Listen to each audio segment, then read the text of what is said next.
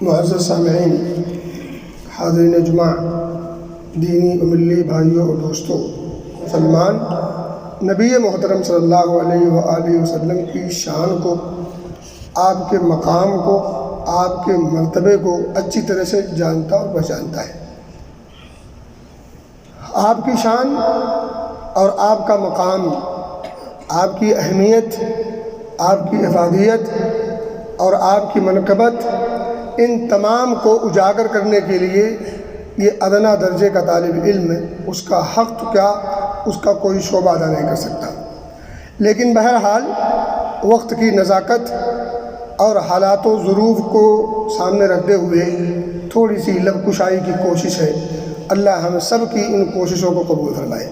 میرے بھائی، میرے دوست، نبی محترم صلی اللہ علیہ وسلم کی جو شان ہے، جو مقام ہے، جو مرتبہ ہے، میں اس کی ایک جھلک ایک دو صحابی کے الفاظ میں پیش کرنے کی کوشش کرتا ہوں۔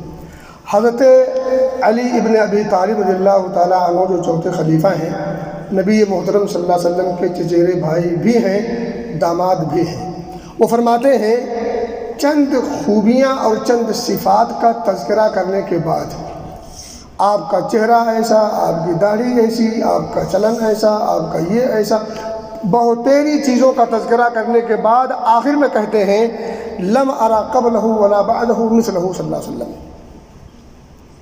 چند چیزوں کو گنانے کے بعد آخر میں کہتے ہیں کہ میں نے آپ صلی اللہ علیہ وسلم جیسا نہ آپ کے پہلے دیکھا نہ آپ کے بعد دیکھا۔ یعنی آپ صلی اللہ علیہ وسلم کی جو صفات ہے وہ بیان کرنے سے صحابی بھی قاصر ہے، تو ہم جیسا ادنیٰ درجے کا امتی اس خوبی کو بحسن و خوبی ادا کیسے کر سکتا ہے؟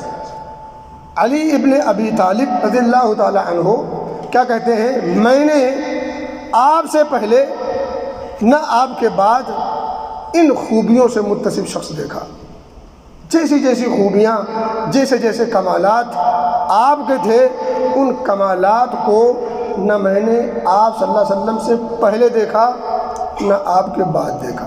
یہ ترمذی اور دیگر کتب حدیث میں موجود ہے، اور مسند احمد میں علی ابن ابی طالب نے کچھ مزید خوبیاں بیان کی اور مزید صفات بیان کرنے کے بعد کہتے ہیں کہ اگر آپ کی صفات بیان کرنے والا صفات بیان کرنے پر آ جائے تو آخر میں وہ کہنے پر یہی مجبور ہوگا کہ لم ارى قبلہ ولا بعدہ مثلہ صلی اللہ علیہ وسلم۔ یعنی آپ کی صفات اور آپ کی نعت بیان کرنے پر انسان آ جائے، تھک ہار کر کے آخر میں یہی کہے گا کہ ایسی خوبیوں والا شخص اور ایسی خوبیوں سے متصف شخص نہ آپ سے پہلے کوئی تھا نہ آپ کے بعد کوئی۔ اسی کو کسی شاعر نے کہا، بعد از خدا بزرگ تو یہ قصہ مختصر۔ اللہ کے بعد خوبیوں والا اگر کوئی ہے تو مختصر یہ کہ وہ نبی پاک صلی اللہ علیہ وسلم ہے۔ اسی چیز کو جابر بن سمرہ رضی اللہ تعالی عنہ اپنا ایک وقت کا ایک واقعہ بیان کرتے ہیں۔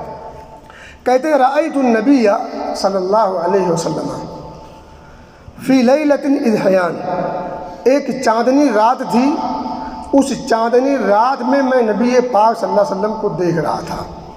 ایک طرف چاند نکلا ہوا ہے اور بالکل شباب پہ ہے، عین چاندنی کا سما بدھا ہوا ہے، اور میری نگاہیں دو طرف پڑ رہی ہیں، ایک کبھی چاند کی طرف، کبھی نبی محترم صلی اللہ علیہ وسلم۔ فرماتے ہیں فجعلت انظر الی رسول اللہ صلی اللہ علیہ وسلم و الی القمر، میں کبھی نبی محترم صلی اللہ علیہ وسلم کو دیکھتا اور کبھی چاند کو دیکھتا، کبھی چاند کو دیکھتا، کبھی نبی محترم کو دیکھتا۔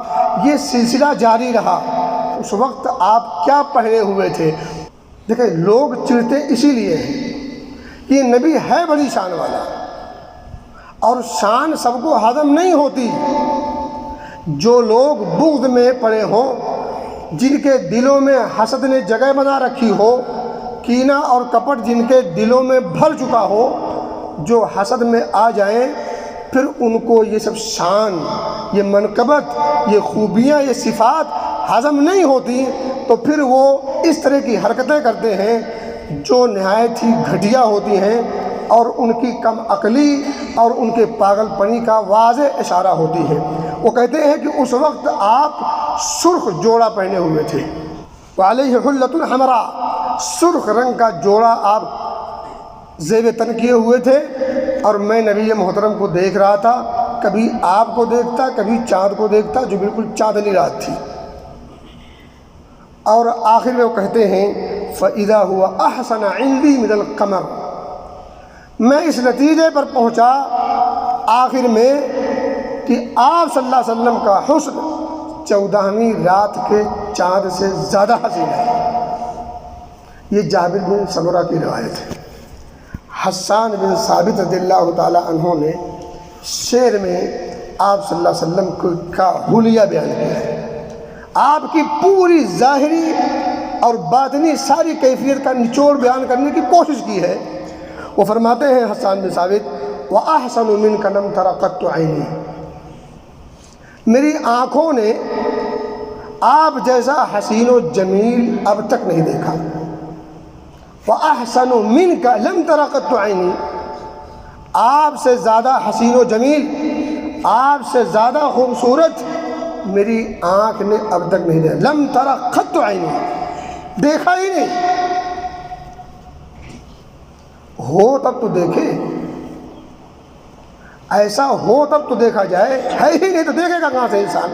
لم تر قط عینی وَأَجْمَلُ مِنْكَ لَمْ تَلِدِ النِّسَاءُ، اور کسی ماں نے اب تک اتنا جمیل اتنا خوبصورت جنا بھی تو نہیں، کسی ماں نے اتنا حسین و جمیل جنا بھی نہیں۔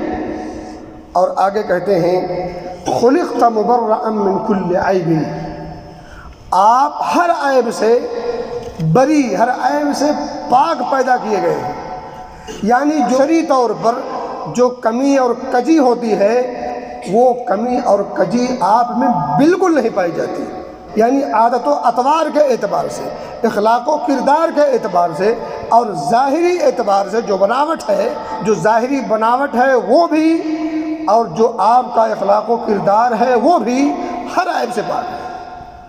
خلقت مبرأ من کل عیب، ہر عیب سے پاک ہے اور کوئی عیب پایا نہیں جاتا۔ وہ آگے کہتے ہیں کأنک قد خلقت کما تشاء، کأنک قد خلقت، گویا کہ آپ کو پیدا کیا گیا ہے کما تشاء، آپ کی چاہت کے حساب سے۔ اور آپ دیکھیں اس کو یوں سمجھیں کہ اللہ رب العزت اگر کسی انسان کو یہ اختیار دے دے، سمجھیں بس بات سمجھنے کے لیے، کہ اپنے آپ کو اچھے سانچے میں ڈھال لو، تو ہر انسان یہ چاہے گا کہ سب سے بڑھیا، سب سے بہتر اور افضل بنائے اور سب سے اکمل بنائے، یعنی کامل بھی ہو اور افضل بھی ہو۔ وہ انسان اگر اس کو اختیار دے دیا جائے تو ہر انسان اپنے آپ کو سب سے افضل اور سب سے کامل بنانے کی کوشش کرے گا۔ گویا کہ نبی اکرم صلی اللہ علیہ وسلم کو اللہ رب العزت نے ایسا بنایا ہے، ہر اعتبار سے کامل بھی ہے اور ہر اعتبار سے سب سے افضل اور ممتاز بھی ہے۔ کأنک قد خلقت کما تشاء، میرے بھائی نبی کی شان بیان کرنا، آپ کے اخلاق بیان کرنا، آپ کی صفات بیان کرنا، یہ مجھ جیسے طالب علم کے لیے ناممکن ہے۔